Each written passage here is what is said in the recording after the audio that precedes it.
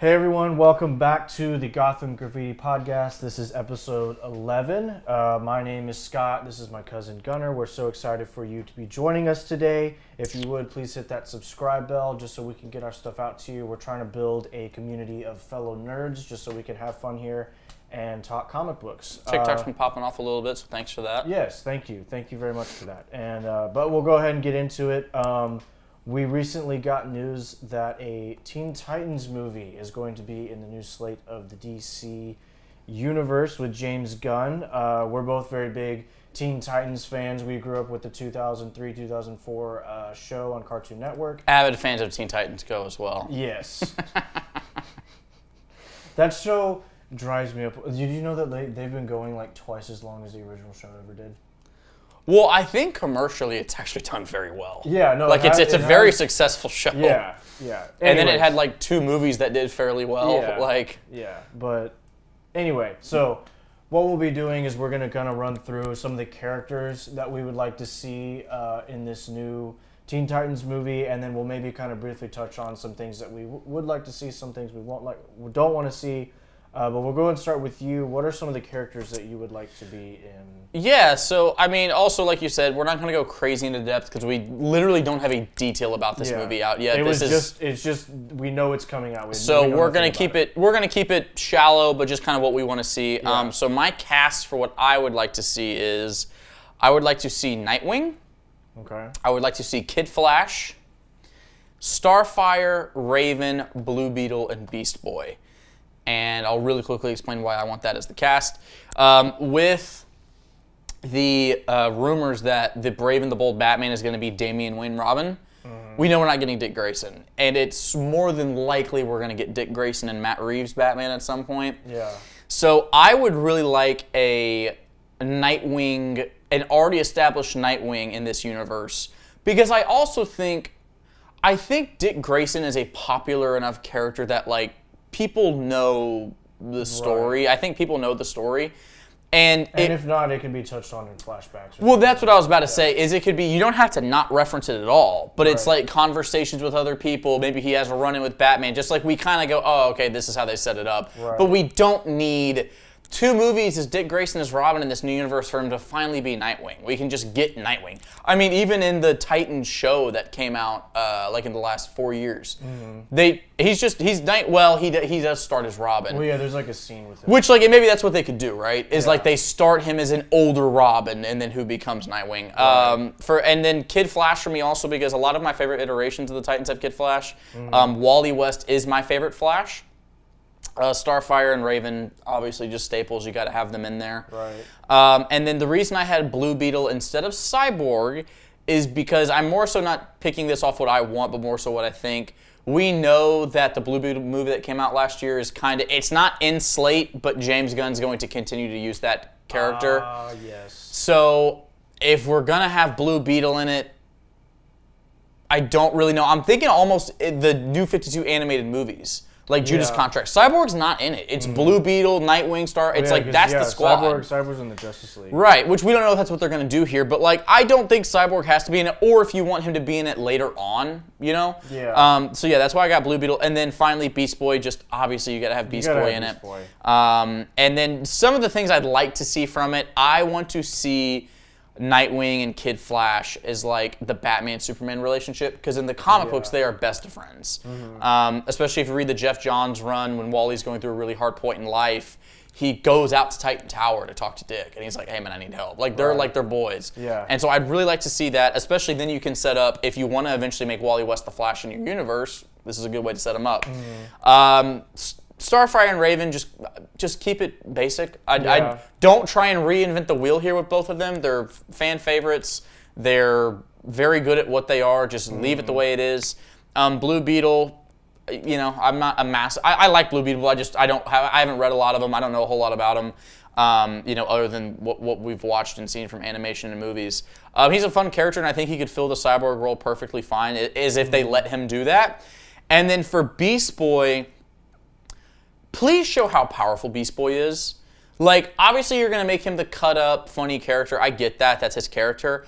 But he's also, like, a huge threat. He's very dangerous. And I feel like in the comic books we get to see that. But in some of the iterations, we don't always get to see that with Beast Boy. Yeah, even in the original show, there were times where I'm like, why don't you just turn into an elephant? Or, hey, you have the ability to turn into a T-Rex, and it feels like every time he would do that, he'd like trip on his own 2 feet. Yeah, he clumsy. Yeah, so I would like to see Beast Boy be... Now, if you want to start him out as young and he's figuring it out by the end of the movie, he comes into himself, that's totally fine.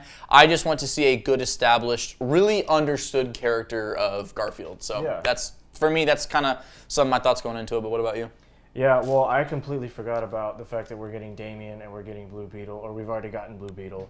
So my rundown is literally just a copy and paste from the show of the 2000. Oh, the animated show. I did put an asterisk in there. I said maybe you could have Kid Flash.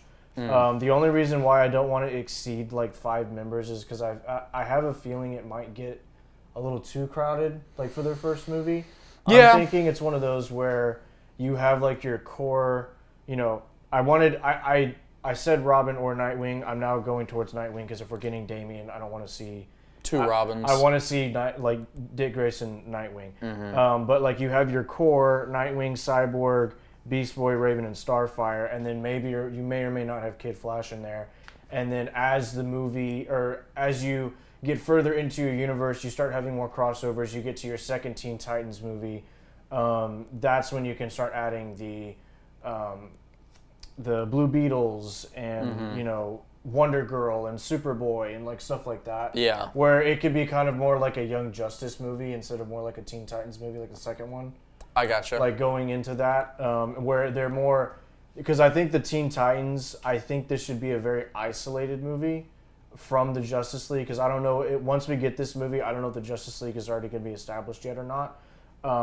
From what people are saying in the kind of leaks going out, this is going to be before. This is going to get set up. Is the Justice League already going to be a thing? No.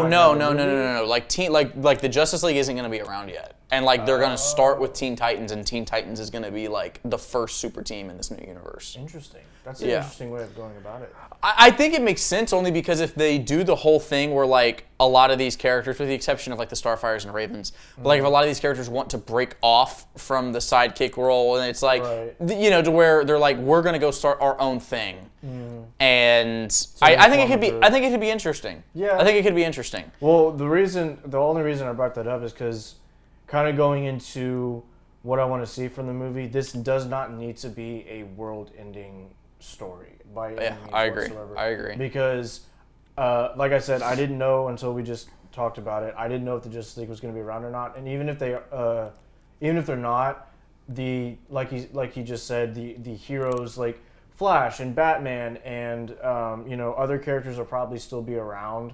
So I don't want them helping out at all. I just want it to be the Teen Titans.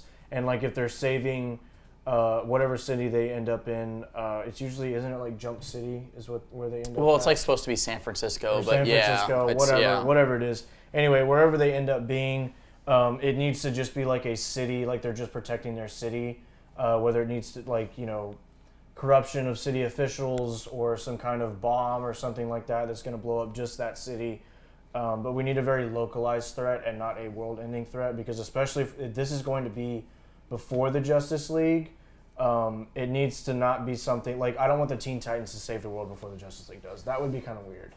I agree. Especially if they're doing it in a role of it's such a fresh team. Like they don't need some crazy big threat where they have. Well, okay, so that's really okay. We didn't write this down, but just off the cuff, do you have a villain you would like to see in the first one? I don't, only because I didn't. Because I feel like with a lot of Teen Titans, like obviously like Deathstroke would be really cool, but I feel like with a lot of Teen Titans films, kind of it can be a world-ending threat if you're not careful. Like if you have your Trigon. Hear me out. What if you do the Hive? Hive? Just squad versus squad. They're trying to take out the Titans. The Titans are trying. That. Yeah, you just do. You're talking about localized and isolated. They're just they show up. The Titans are now a threat for them, and they're like, all right, we got to go take the Titans out. And there's no other stakes other than that. I think it'd be kind of cool if it's like a crime syndicate almost, instead of just like we're bad, so we're a team kind of thing. What do you mean? Like with the Hive, because you know a lot of times they just rob banks and they're like, it's like a crime syndicate. I get what you're saying. They run the underground, whatever, and so like maybe when they get into the city, they start taking out their operations. The hive's hey, running drug trade and gun running. They're like, and, hey, what's going on? Oh, it's this new team of heroes. We need to take them out. Dude, DC, hire us, man. We hire us. With that. Like, that was not scripted at all. That was in the last 20 seconds. But yeah, I mean, I like it. I really do. He's always been a little bit more of a Teen Titans fan than I've been.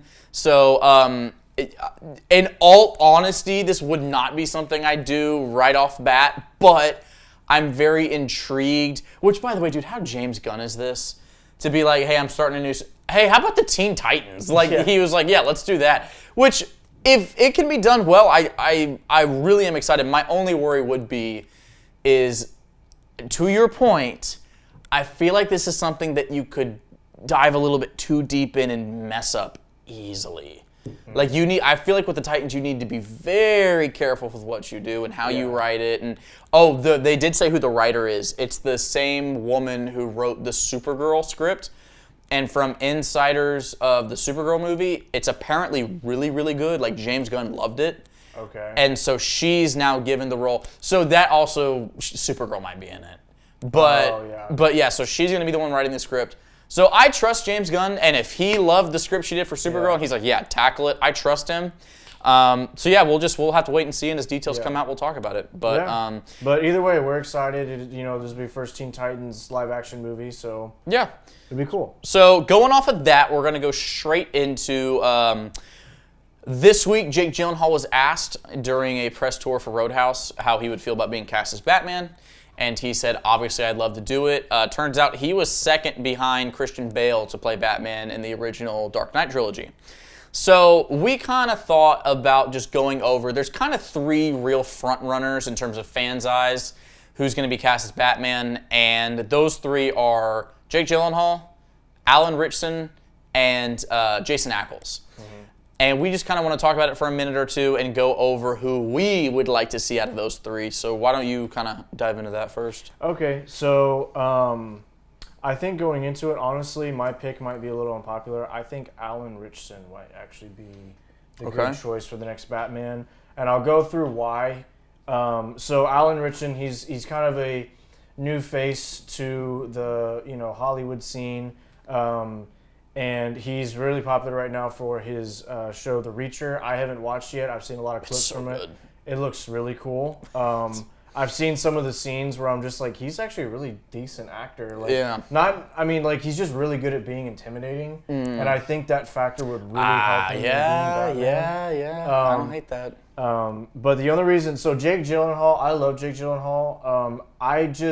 It's not that I don't think that he could play Batman, because he could very easily play Batman. I think he would actually be really good at the Bruce Wayne aspect of being Batman. Like, we saw him as Mysterio, and that's a very different character than Batman. But I do think like the way he kind of like calculated everything while he was in that movie, it kind of reminded me a little bit of Batman, just kind of how he thought through things and all of that. So I could very easily see Jake Gyllenhaal being Batman, but I think Jake Gyllenhaal, because of he's had just such a successful career and he's done a lot of other projects, I think giving a new face, a new fresh face who's kind of hot in the scene right now, I think that would actually be good going forward for DC, because I think if you could make Alan Ritchson like, hey, this is Batman, it's not Jake Gyllenhaal playing Batman. If that kind of makes sense. So you're saying Robert Downey Jr. is Iron Man, that idea. Kind of that, yeah. And then Jason Ackles, like he played Batman in the new animated universe. I honestly really like his voice as Batman. The only thing for me is just I think he's too old. I really do. Just because like we're trying to because we already had the Dark Knight Batman with Ben Affleck. And we're trying to have not a younger Batman, but like kind of like a seasoned, somewhere in the middle of his career Batman. Year 6. Kind of where they're going for in this new universe. And I just think Jason Ackles, as again, he's a good actor. He was in Supernatural. He played the voice of Batman already. But I just think that we need a younger, fresher face that could carry, the universe for it, especially Batman as being as prominent a role as he's probably going to be. And I just think Alan Richardson would probably fit in the best. So Okay, I don't hate that. So did you know that Alan played Hawk in Titans? No, I didn't. Yeah, so he played Hawk as Titans, and he was really good. He was very one-dimensional. It was very just like, I'm big, I'm Hawk. Like, well, I mean, there's not really depth to his character. But to your point, he was very, in those scenes where he was having to be intimidating, he was very good. Yeah. So for me, yeah, so Jake Gyllenhaal is my last pick for this. Not because I don't like Jake. This is why. If he was second up to Christian Bale, I don't want another Christian Bale type Batman. Yeah. As much as I love Bale's Batman, it's just like, let's do something different. Right. And also to your point, I don't think it's necessary to do the, hey guys, we're casting a major Hollywood star as Batman again. I don't think that's necessary because they're not doing that with Superman. Right. I know the guy playing, I can't say his name, Corn Sweat or whatever. I know he is a well-known actor, but he's not like A-list. And so I like that. I like Alan. So Alan is, I talked to you about it actually. My only worry with him is that I feel like he might be too big as Batman. We saw how big Ben Affleck was, and I think he's considerably larger than Affleck. And so I just wouldn't want a situation where our Batman's bigger than Superman. And I don't mean in height, I mean just in terms of muscle mass. Yeah. So I love him. So my pick is Jason Ackles. I love the idea of Ackles as Batman, also because I'm a huge fan of The Boys. And he did great in that. I understand your point that he might be a little old. I think if he chopped the beard off and cut his hair, I think it would shave a few years off him. And then also I think, you know as well as anybody, I'm sure in terms of movie magic, without it looking wonky, you could de-age him a little bit. Well, I mean, yeah, you could do practical things instead of like trying to digitally de-age his face. Yeah, so and he's not old enough to have his face digitally de-aged, anyways. Yeah, so and then my thing is to your point, he played Red Hood in Under the Red Hood. His voice would be so good. It would be in those intense dialogue scenes, and like when you talk about just being intimidating in terms of just his voice, he would have that down to a T. I also think if you've watched like his show that he got big on in Supernatural, I've never watched it. My girlfriend was a huge fan of it, so I've watched episodes with her, and it's like, oh yeah, this guy could definitely be Batman. Like he could definitely be Batman. Yeah. I do like the idea of Alan Richardson only because of what you said. He's hot right now. It could be that breakout role. He could be Batman, whereas Jason Ackles is pretty well known in Hollywood. Right. He's not A-list, but he's known. But just for me, I think Ackles would be I think he'd be a perfect blend. Whereas I think Richardson would be a really good Batman. I don't know how good of a Bruce Wayne he could be. That is a good point. I know Jake Gyllenhaal would be an awesome Bruce Wayne. I don't know how good of a Batman he'd be. Yeah. Ackles could do that perfect blend. Because that's the other thing. He used to be a heartthrob. Yeah, like in the 2010s, he was like one of the heartthrobs. So like he could very easily pull off the playboy, like I'm Bruce Wayne, and then also be like, I'm also Batman. The other thing is if James Gunn's wanting to do this thing where he's integrating DC, animation, video games, live action, he's already animated Batman. So you could then make that canon and like now it's just live action Batman. Right. So you could do that pretty seamlessly. But all that said, I think Richardson and Ackles for me would be great picks. Don't love Gyllenhaal, even though I love Gyllenhaal as an actor. Yeah. But Either way, we're getting a new Batman. So. Either way, we're getting a new Batman, and it could 100% not be any of these three and be someone completely different. Yeah. So we'll just have to wait and see. But going off that, guys, we're going to go straight into the read of the week.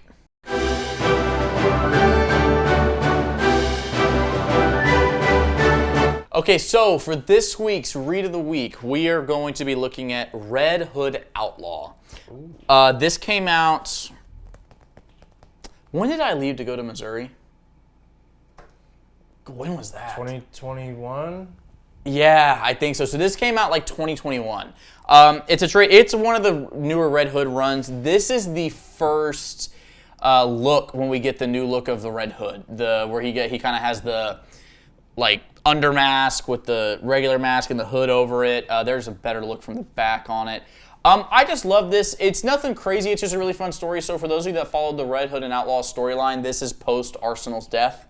So Arsenal has died, and Jason is hunting a crime syndicate called the Underworld. So it's not Gotham City. He's not in Gotham City. You just see a very bloodlusted Jason Todd. That's what we want to see. You see a bloodlusted Jason Todd who's new there. It's a good refresh. So, a lot of times when, like, writers try and do this right, we're like, hey, we're going to give him a new look and a new attitude. It's like, all right, dude, But this was done very well. It was done very true to the character, and they really understood who Jason Todd was. You also get a lot of really good choreographed action in this, a lot of good dialogue. The artwork is great. It's very that, like, 2018, 2020 kind of DC cartoon realistic artistry. Batwoman shows up in it, and she's done well. You just get Jason Todd is just being Jason Todd in this book. If you love Jason Todd, you loved Under the Red Hood, you loved him in Red Hood and the Outlaws, all of those things, give this a read, man. I'm a massive Red Hood fan. He's in my top 5 characters of all time. So, this for me was huge. I loved it. I burned through it pretty quickly when I read it, and I'm actually wanting to go through and reread it. You get to see some characters pop up in this, like Solomon Grundy, but he's not just being dumb Grundy. It's like actual Solomon Grundy is a real threat, right. Which is very cool to see because that's what he's supposed to be. Do you remember in the 70s when Solomon Grundy was the comparison to the Hulk? Yes. When people were like, oh yeah, Grundy and Hulk, and now it's like, oh yeah, Grundy. Which, it's cool to see Grundy being a real threat. You see Jason being Jason, and I would say this is probably my favorite Jason Todd read in between Under the Red Hood and Three Jokers. So between Under the Red Hood and Three Jokers, those are probably my top 2 Red Hood stories, even though Under Three Jokers isn't a Red Hood story, but obviously it plays a huge role in it. This is really good, man. It's one of those, I think, a lot of times with Jason Todd stories, they can be very cookie cutter and, I was killed by the Joker and I'm angry and Batman didn't say. I can feel like I can get repetitive with that. Right. This is not. This is a refresh. This is, like I said, this is coming straight off of the Red Hood and the Outlaws run. Arsenal's dead, his best friend's now dead, and he's out for blood. So if you like Red Hood, you like Jason Todd as a character, pick this thing up. I don't think the pages are numbered, but it's maybe 220 pages, something like that. It's going for $20. It's a cheap, easy, great read and a great add to your library. That is Read of the Week.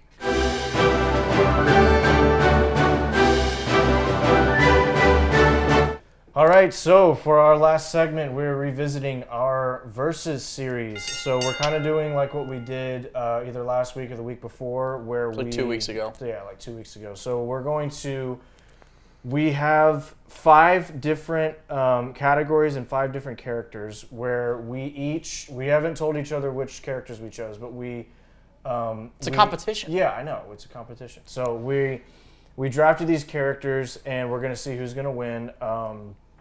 If we happen to have the same character for the same category, we're going to play rock, paper, scissors. Whoever loses has to choose a new character, and we'll probably cut in order to do that. But we'll see how it goes. So our first category here is super intellect. Super intellect. Also, quickly, I just thought of this, which to make it more fun for the viewer, we're going to hold records.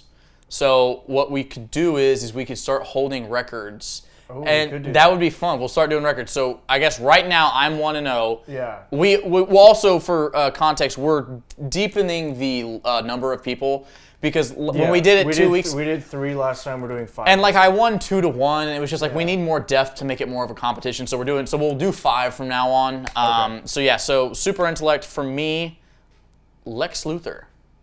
Ooh, that's a good one. Okay, so I have Reed Richards. Also for context, for this specific... Oh, yes. I forgot to say. So for the super intellect, it's not who would win in a fight. All the other ones are who would win in a fight if they went fisticuffs. This one is if they're sitting down playing a strategy game, like Risk or playing cards or something like that. Yeah. So this is a basically a battle of strategy versus a battle of physical exertion. Yeah. So, oh man, Reed Richards versus Lex Luthor. Who would win in a strategic game. Oh man, that's hard. So I'm a big Fantastic Four fan, so I know a lot about Reed Richards. Yeah. So why don't you give me your picks for why you think you'd win? I'll give mine, and we'll discuss. Okay. Well, I know Reed Richards is probably Isn't he the smartest person in the Marvel universe? He is the smartest human in the Marvel universe. Yeah. Yes, correct. So I mean, I know like Lex Luthor is very he is very strategical, but he's kind of more business minded and mechanical, I guess.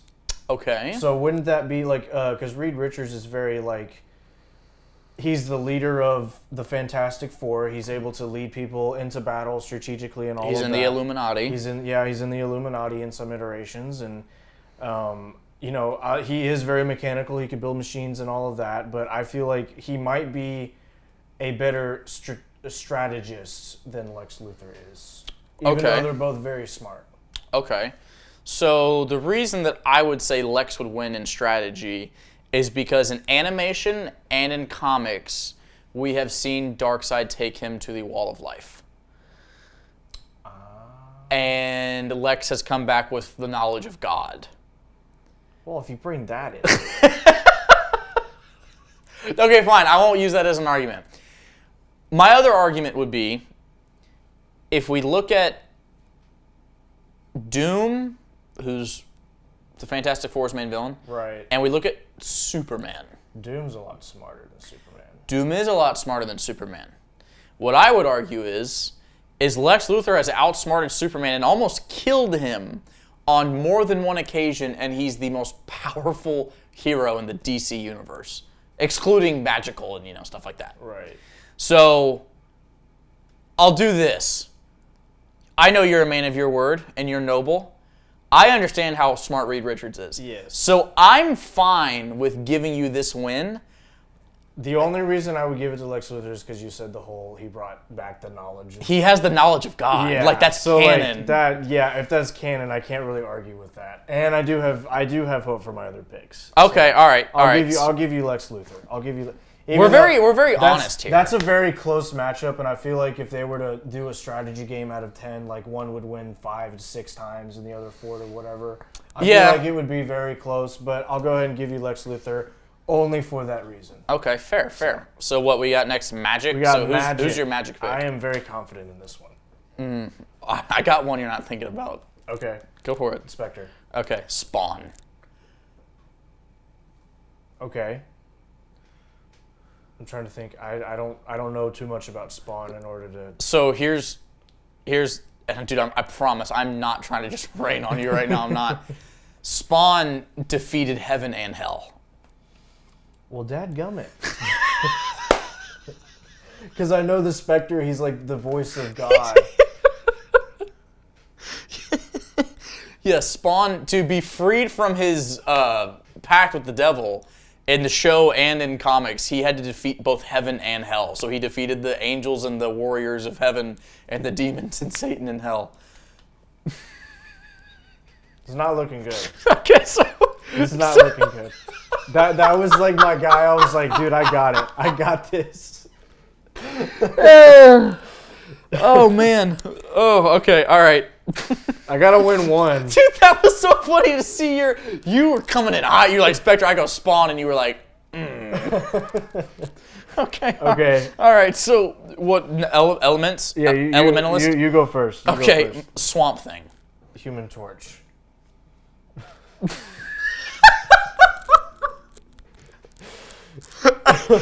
Can you tell who reads more comic books?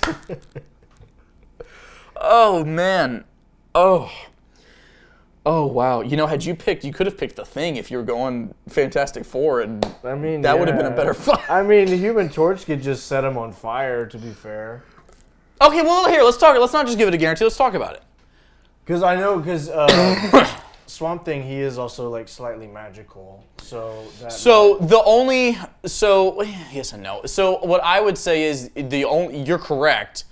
If Swamp Thing was like... I think if you got Swamp Thing out of his element, that the Human Torch could... I would agree. That would be the only thing, is the Swamp Thing can literally control all the land of the earth at one time. Right. Yeah. So you'd have to get him like somewhere where there's no organic natural land. Right. You bring him to New York, there's not a whole lot there. You know what? I'll give it to you because I feel kind of bad. And also I don't want your pity. No, also because I do agree that if Swamp Thing was not in a swamp or somewhere where there's natural organic land for him to access. Yeah, because if they went to a swamp, Human Torch just raps. Like, right, but if they're fighting in Times Square, yeah. Human Torch could just light him on fire. Yeah, okay, I agree. Okay, so I got one. Okay, so then we've got what? Shapeshifter? Shapeshifter. I have Plastic Man. Okay, I've got Beast Boy. Beast Boy. I'm not gonna lie to you. I think Plastic Man could probably be Beast Boy. I think you're right. Yeah. I give you that. Plastic. Yeah. Because I mean, he's gone toe to toe with Superman before. Yeah, I would give because I was just trying to think. I was like, well, could he transform into anything that would be like? Yeah. Yeah. Okay. Because I mean, even still, he can. I mean, Plastic Man could turn into whatever he wanted to as well, including inanimate objects as well. Yeah. Okay. Yeah, I'll give you Plastic Man. Yeah. Okay. All right. Well, 2-2 going into the final round. Oh man, I'm not excited for this last one. All right, so for fifth we have Marksman. I really thought I was gonna be up like 1 or 2 by this point. So.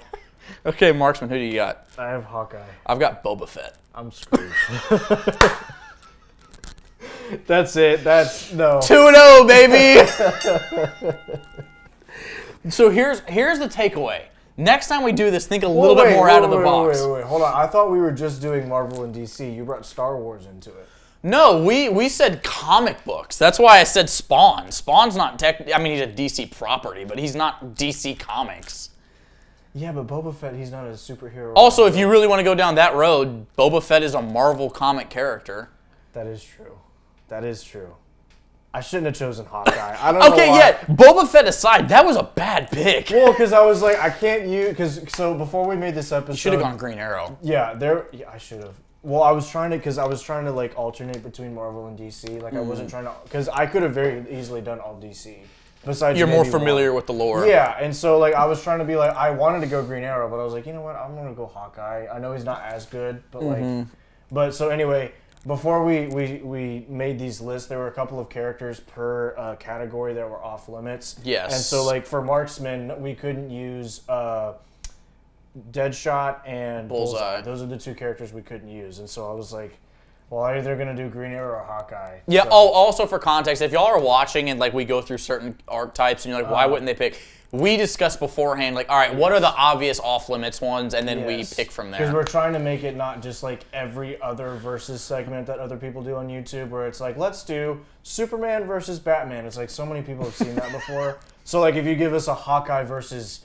Boba Fett. I mean, obviously Boba Fett would win, but like it's something different we haven't seen before. But unfortunately, I concede. I go ahead and give you that one. So you are now 2-0 on our versus segment. So yeah, so now you know. Next time we do this, go a little out of the box. Oh, dude, I'm coming in hot. Because what I did want to honor what we said. That is why there was a couple characters from like specifically Image I was thinking of that aren't DC properties. I was like, you know what? They're not technically DC properties. Right. I won't pick them. And then same thing for Boba Fett. I was like, well, he's technically a Marvel property. Right. So... Yeah. So we could bring Star Wars characters in this now? If they fit the archetype, yeah. Okay. So like if you can't pick like Darth Vader, it's like, well, he'd have to fit the lore. Right. But yeah, like if I don't know, for example, if we did like sorcerers and you wanted to pick the Emperor, like you could do that, something like that. Okay. So all right. Well, that'll go ahead and wrap up this. You know what? How about this? How about this, everyone? Since I'm 2-0 and unfortunately came a little heavy this round, we're going to do this same thing next week. Now that Scott has the context, and we're going to see how Scott plays up. I'm coming in hot next week. So next week we'll do a little bit of a longer episode. We'll go over a few things, and we'll end off with verses again, and we'll go a little bit more out of context for your sake. Kind of pick some characters. Yeah. Now here's the only thing I ask: don't pick a character that you read online and you're like, holy crap, but you don't know anything about. Don't do that. Yeah. But that's fair. That's fair. So all right, yeah. So all right, so. That was episode 11, guys. We hope y'all really enjoyed it. We wanted to keep this one not crazy long, like under 40 minutes. So hope y'all enjoy it. Scott's going out of town this week, so I'll be running socials, getting some clips out to y'all. And then we'll be back next week, guys. Y'all have a good one.